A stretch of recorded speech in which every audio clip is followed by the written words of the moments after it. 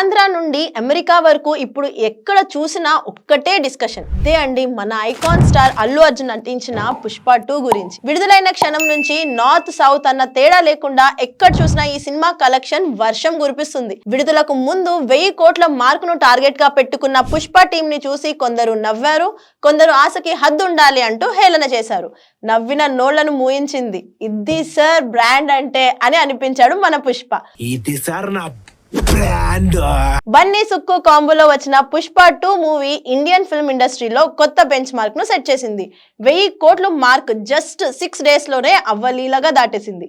Fastest 1000 కోట్ల club లో చేరిన ఇండియన్ సినిమాగా రికార్డ్ క్రియేట్ చేసింది.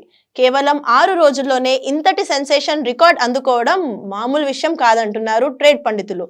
టాలీవుడ్ లో 1000 కోట్లు రాబట్టిన సినిమాలు బాహుబలి, RRR, కల్కి, వీటి సరసన సాలిడ్ గా నిల్చుంది పుష్ప 2.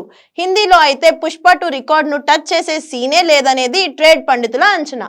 జస్ట్ 6 రోజుల కలెక్షనే 1000 కోట్ల మార్క్ ను దాటేస్తే ఇక లాంగ్ రన్ లో ఎన్ని కోట్లు కొల్లగొడుతుందో, ఇంకెన్ని రికార్డ్స్ క్రియేట్ చేస్తుందో చూడాల్సిందే.